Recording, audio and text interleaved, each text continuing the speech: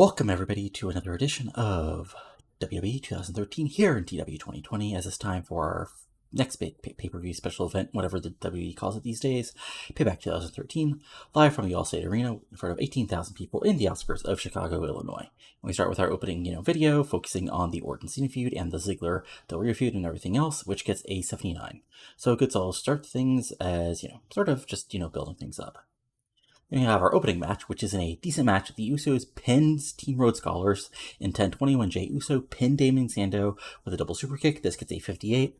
So, your solid, fun little opening tag match. Usos do their, double team, basically twin stuff, double super kicks, dives, all that fun stuff. Cody does his little bit of brawling and US Pro style. Sandow does some comedy spots and, tries to fight back, but eventually what happens is, Cody hits the crossroads, but one of the Jay is able to make the save for Jimmy at the last second. Sandow runs in, but he gets, basically super kick to the moon. Then, there's the babyface fire, but then Rose Scholars get the heat back. But in the end, it ends up with Jey Uso, it says double super kick. I should probably change that to the frog splash. Basically, the Usos hit a double super kick. Jey goes up top, big old frog splash. 1, 2, 3, and they get the huge victory over the Rhodes Scholars in a 58. So solid opening match. Sandow gets a 44. Cody Rhodes gets a 58. Jimmy Uso gets a 49. Jey Uso gets a 49.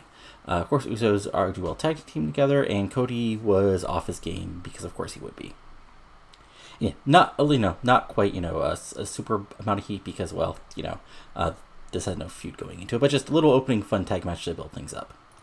And post-match, basically, as Usos come out and celebrate, Cody and Sandow, basically, Cody points out that, Sandow basically ran into him, making it impossible for him to make the save. Sandow, says it was all part of the plan. Cody says, you should have told me it was part of the plan. And eventually they walk to the back, still upset with each other, as this gets a 52.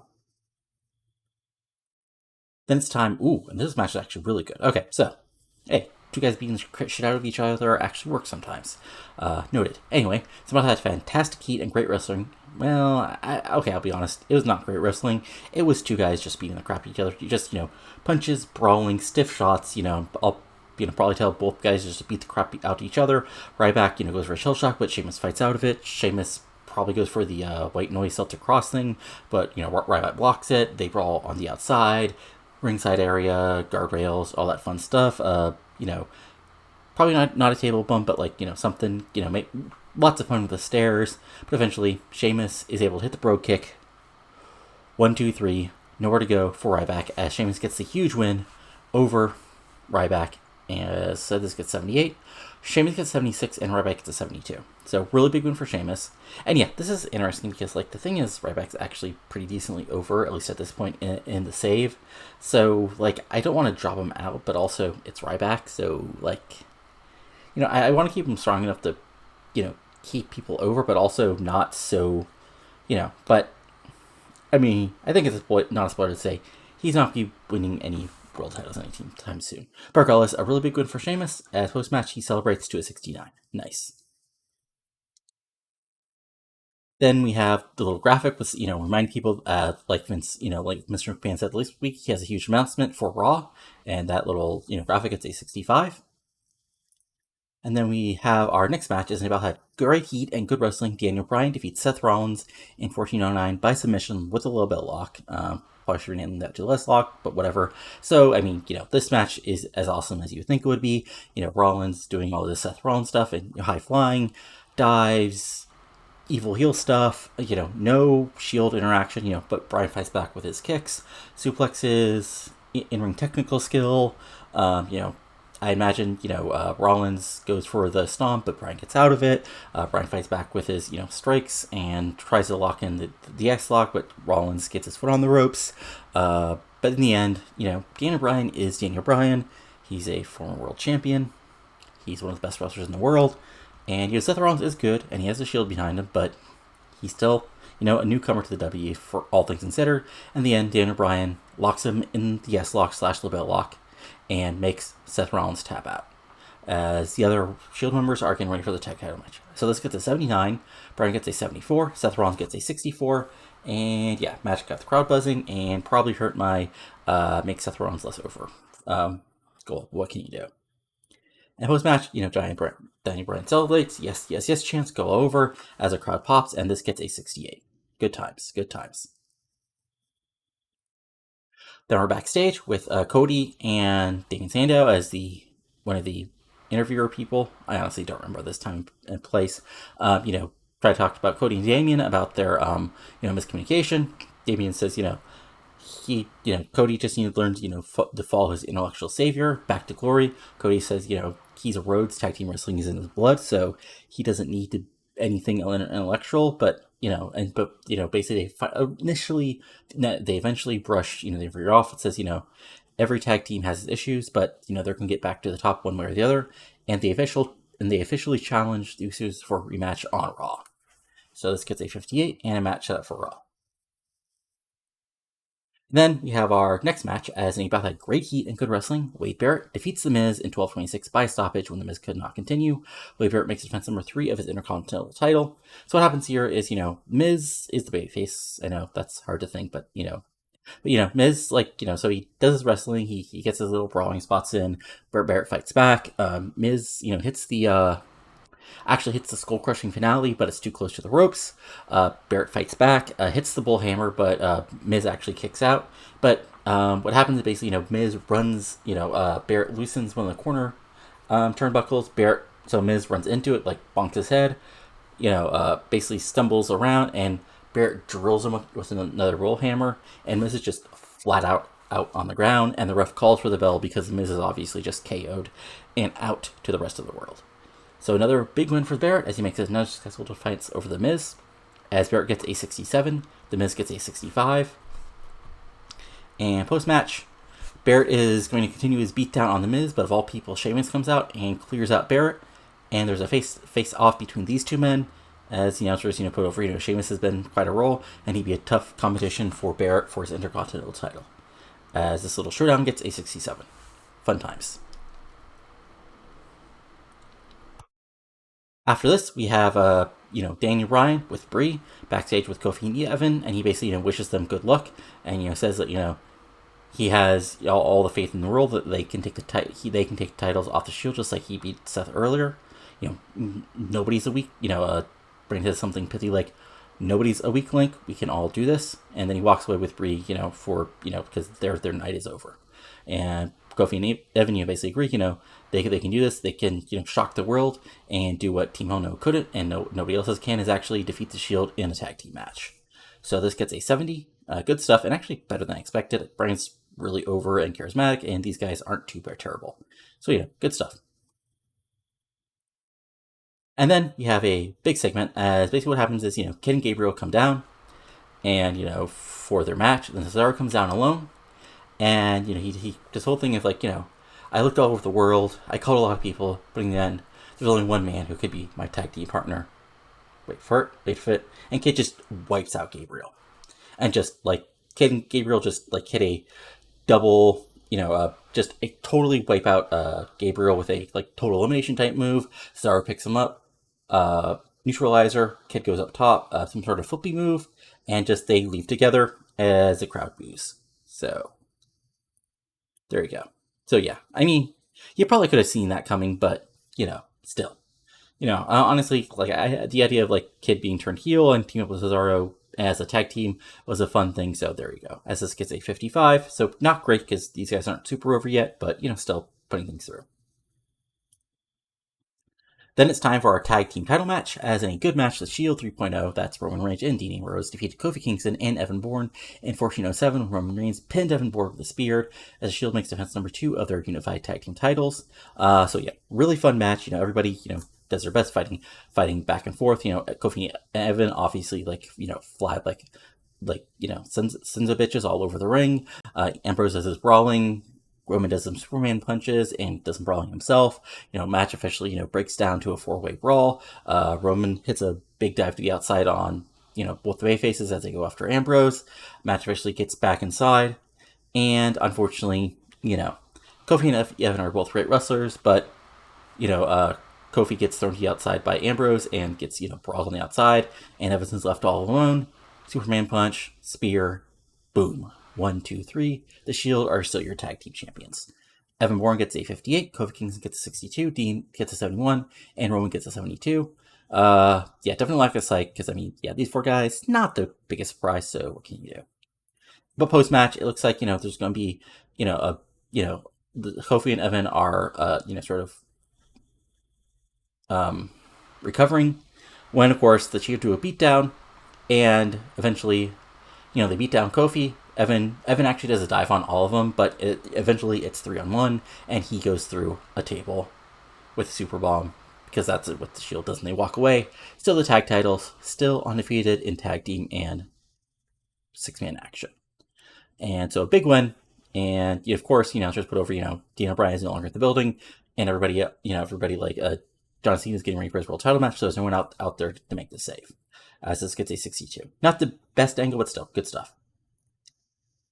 And then we have our women's title match, which otherwise known as Cool Dog match, as it gets a 42. As Mabel had decent amount of the crowd, but terrible wrestling. This time I actually probably agree with the game here. Kaitlyn defeated Tamina Snuka in 8-16 by pinfall. It says with a handful of tights. Okay, so this, of course, sometimes I forget you have to make certain. So what should have happened here is basically what happens is, back and forth match. Tamina is, dominating with her power moves and everything else, but Kaitlyn is making her fight back, because she's not totally undersized herself. But in the end, AJ Lee, it looks like, is going to come out and distract Kaitlyn. So as Kaitlyn is going after Tamina, she then starts yelling at AJ. AJ yells back at her, that she fooled Ryan into doing this. She never had a secret admirer. Kaitlyn's upset about that, which gives Tamina a chance. But then Ryan Lee comes out and basically grabs AJ Lee. That distracts Tamina enough for Kaitlyn, as she's on the top rope, to push her off the top rope and then cradle real quick for the 1, 2, 3. So Kaitlyn retains the DV's title. Kaitlyn gets a 39, Tamina gets a 34. So yeah, there you go. And post match. Oh, whoops. Hold on. That should not be where it is. This should have been the next thing, not that Ziggler Dolph hype video. So what happens is basically, Ryan carries his quote-unquote sister away as Kaitlyn celebrates with the Divas title, which gets a 51 and continues that little storyline we've got going. And then we have the Dolph Ziggler Del Rio storyline, including Del Rio, having the title at WrestleMania, Ziggler winning title with the Money in the Bank briefcase. And there are a feud since then, which has led to Ziggler basically turning babyface and walking away from AJ Lee and Big E, and Del Rio getting more and more violent and, desperate to win back the title. And the answer in the video putting over the fact that this is Del Rio's last chance to become WWE champion, as long as Ziggler holds the title. As it gets a 51, and that video got a 74. And then we move forward to the actual match. Rhode had a fantastic heat and great wrestling. Dolph Ziggler defeated Alberto Del Rio in 1805 by pinfall with the zigzag. This gets a 78. So, Ziggler gets a 79, Del Rio gets a 72. Back and forth, really good, solid, really good match.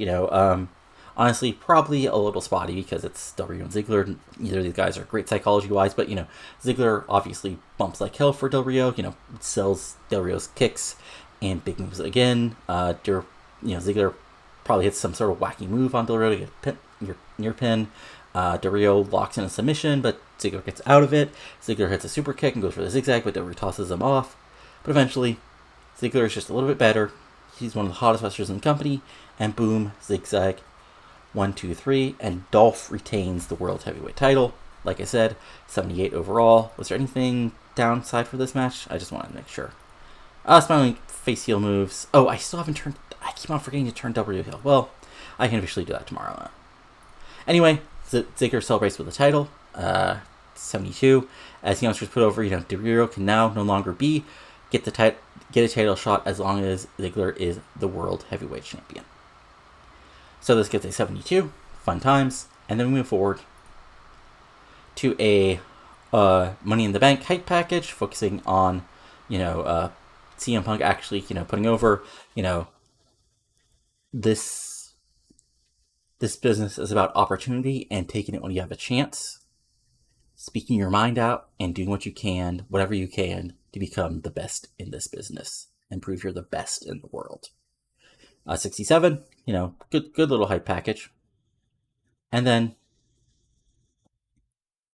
there's the Orton Cena package, focusing on Cena, beating Ryback at Backlash? Yeah, Backlash. Orton, turning heel, making the attack. The build up since then, and their history together as sort of like the two aces of the promotion. Let's not mention Batista at the moment, and putting over this is a huge match of generational rivals. As that gets to 79, now it's time for the actual match. Please be good. Okay, I mean not great, but honestly still pretty good. As an exceptional match, John Cena defeats Randy Orton in 2005 by pinfall through attitude adjustment. Cena makes defense number 2 of his WWE Championship title. This gets an 83. Orton gets an 80. Cena gets an 83. Honestly, I think in this mod, Cena's a little underrated, but I'll deal with it. So, again, really good match. Of course, if you've seen a Cena Orton match, not quite like 5-star level, but still really good. Cena avoids the RKO, without a doubt. Orton gets out of the AA early. Cena eventually hits it, but Orton's too close to the ropes. Or actually, what happens to Cena is the AA. Orton is able to roll out of the ring. Orton is able. Same thing happens as Orton hits an RKO, but Cena is basically bounces out of the ring afterwards. Brawl on the outside. No table bump because we already did it, but probably the stairs are involved. Brawl to the crowd. Eventually, you come back, and John Cena is just that damn good, as he will hit the attitude adjustment on Orton. 1, 2, 3 in the middle of the ring, and makes enough defense number 2 of his championship. This gets an 83, like I said. Let's see here. Yeah, nothing too bad. And then, time for the post-match, gets a 92, as Cena's celebrating, but of course, Orton takes that opportunity as Cena's celebrating to hit the RKO on him, and it looks like he's about to hit the punt on Cena and take him out when Dolph Ziggler, WWE champion, the world heavyweight champion, comes out, makes a save, scares Orton off and helps Cena up as the show ends with Ziggler and Cena are 2 champions standing together. As this gets a 92, good stuff. And overall, the show itself gets an 83. Okay, I mean, not great, but a lot better than I actually figured. So, honestly, Dolph, because you were in 2 big segments, what was a match better than I thought? Oh, that Sheamus. So, you get that credit. And honestly,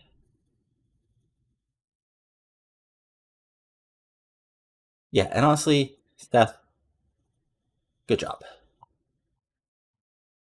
Let's see what interesting mail we have post-match. We'll see if anybody's popularity really took a dive, and check out another couple things. And then we have one last thing to do at the end of this to basically set things up. So,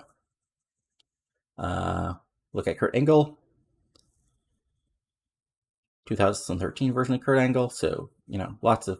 Is that post he got clean? I forget. Regardless. So, Sugiura had won the title off count. That's interesting. So, let's see here. Yeah, Sin Cara's contract is ending. Honestly, I'm probably going to let him go because, well, it's Sin Cara. Also, Teddy Long retired from the business. I think I mentioned that, but what can you do? Jimmy Uso has poor ring psychology. I mean, yeah. Okay. He won't soon. Let's see here. Yeah. Also, Ziggler's contract is up, but it's Dolph Ziggler, so he'll resign. So again, just as a quick check, creative-wise, Cena, Taker, Lesnar, Punk, Orton. Who do you expect? Who's hot? Ziggler, Ambrose, Reigns, Rollins, Del Rio. Jesus, I did not expect that. Who's not? I mean, yes. I mean, we need to rebuild Brian. Kane, I don't really care about. Triple H is Triple H, and there you go. Storyline wise, yeah. New Path's out of 51, so not bad. Secret Admirer's out of 46. Orton Cena's at an 81, but of course that's basically, well, is it over? You'll just have to see. American Values is actually over, but that's a 77. Sheamus and Ryback's over at 78. Yeah, okay, there's some stuff that I basically have to restart. So this is at a 69, and Cody Het will be part of it eventually, maybe. Then Shield versus Hell Knows at a 68. And this is at a 50, which I'll still be advancing sooner than later. So yeah, let's just check out a few people and see how they're doing. So first, let's check the people whose ratings we got increased. So Darren Young's at Darren Young started at a 35. He's up to well, now he's back down to a 41. I think because I had him dropped for the Usos, right? Is that it? Yeah, I had him dropped to okay, so yeah, they did drop to Gabriel Kidd. But still, 41 is not bad. Still plenty of time to get him up to a 60. Tyson Kidd, let's see here. Okay, he's already up 5 points. Again, same thing. So yeah, and him teaming Cesaro should get that increase. And finally, we got Mark Henry, who, oh wow, okay, he's already done it. Just being Mark Henry, he's up to a 76. Wow, like was there anything else? No, just him being Mark Henry and killing fools. Okay, so Mark Henry is actually a check. So that's interesting because of the other thing. Okay, so that's good to know. And then we got AJ Lee, who we need to book badly. And okay, so she started at a 53 and she's down 8 point. Not great, not great, not great. Seth Rollins, I'm sure Rollins is actually up. So Rollins started at a 55 and yeah, he's up to a 65. So that's going to be a problem. And then we got the Big Show, who also has to be pushed down, and he's actually up as well. So though these guys are going to be hard because, like, you know, I want to book their downfall of overness realistically, and that's going to be tough as long as I book the Shield as a Shield and Big Show as the Big Show. So that's interesting. Let's see here. Also, just some other people, just so you guys know. Cody, who of course has that world title looking for him in the future, is painfully has actually dropped, which is not great, but hey, plenty of time. Let's see here. Who's some other people we can check? John. Hey, John Cena. Cena, good at his job. Let's see, Randy. Randy's dropped. Okay, Randy's still going up. Dolph. Dolph's getting there. Dolph's getting there. Actually, he's really getting up there. Alberto, who we actually need to, we need to actually turn heel. That's dumb. Okay, I mean, up a couple points. Let's see, is there anybody else who we need to check on? Cesaro. Has his, like, little angle I've been doing him helped him or kept him at about where he is? Okay, he's about where he is, but him and Kidd are hopefully have good team. Is there anybody else who we care about enough to check? Cena, Orton. Let's check out Sheamus and Barrett just to see how they're doing. Okay, so Sheamus up to 77, which is really good, and Wade Barrett is up to a 67. So yeah, that'd actually be a fun little match for the IC title. And The Miz, who of course has the feud with The Undertaker coming for WrestleMania, is... Alright, so if you noticed, we did check by getting Henry up over this. So now the thing is, he still has to stay like that over by the end of the year. So if I fail, like if he goes back down below it, like obviously it's bad. But okay, but here's the thing. I have some goals here. Oops. So for you guys who don't see that, for every goal I succeed at, it's 1 to 40, bring them up to NXT roster I choose. 41 to 80, sign a big indie name. 81 to 100, try to steal a sign a big star 70 plus. Now for every goal I fail at, which will be the end of the year, so that might not be great. But yeah. But the thing is, like, you know, I've gotten Henry more over, so but here's the thing. I actually want to, like, make that change, what's what I'm looking for here, at the, like, thing, because the other thing I want to do that I don't think I've got put over is basically, we're going to bring up people up from NXT sort of, I don't want to say at random, but kind of at random one every month, just to sort of, like, simulate the W's kind of weird way they bring people up. Again, I think WWE's actually brought people up better than a lot of people on the internet do, but I still say sometimes it's covering. But the thing is, I don't want to be so random that I bring up people who literally, what's the word I'm looking for here? That people who, like, literally don't have anything. But the other thing is, I've already, like, bringing up Big E and Connor, because Big E's just was on the roster eventually. So I'm not going to bring up anybody this month, because Big E is basically my call-up for this month, because he was already coming up in real life anyways. So, but for the future, what I'll be doing is basically running a, what's what I'm looking for here? I'll be running an RNG to see who gets brought up next. And I'll be doing that every 2 months. So, you know, so June, August, October, December, etc. Obviously, post WrestleMania is something I'll have to figure out because I'll have to figure out a way to do so when that comes out. But one other thing I'm going to do is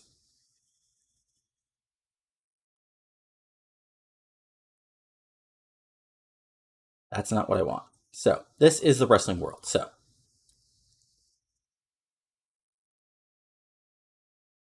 lots of people. But what I want to do is limit it to under 30. Alive, obviously.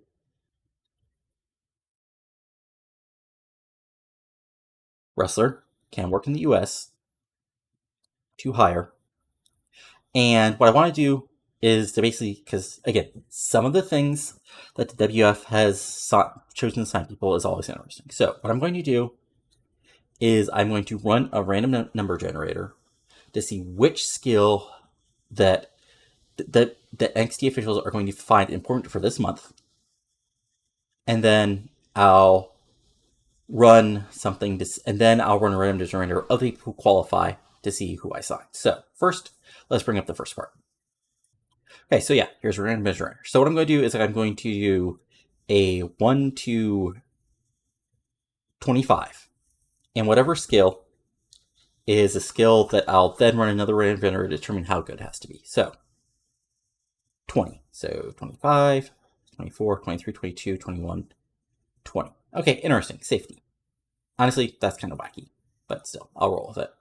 So again, I'm going to run a thing of 50 to 75 to see what level skill, or actually, yeah, 25 to 75 to see what level skill they want people to be at least. 25. Wow. Okay.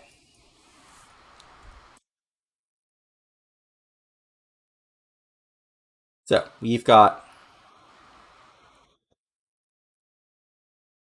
So the next thing I'm going to do is I'm going to run actually a 1 to 26 for so basically A to Z, and I'm going to break it down by which letter. So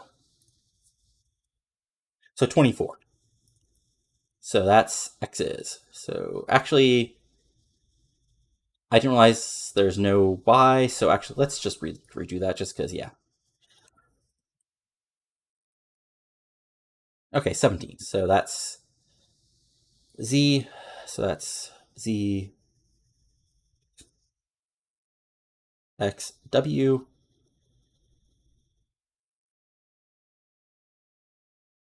3, 22, 21, 20, 19, 18. Oh, wow. Okay. So 17 is only one of 4 people, including the amazing Orange Cassidy. I mean, I don't actually like him that much, but you know, what can you do? So 1 to 4. 2. Okay. So we are signing Ophidian from Jakar.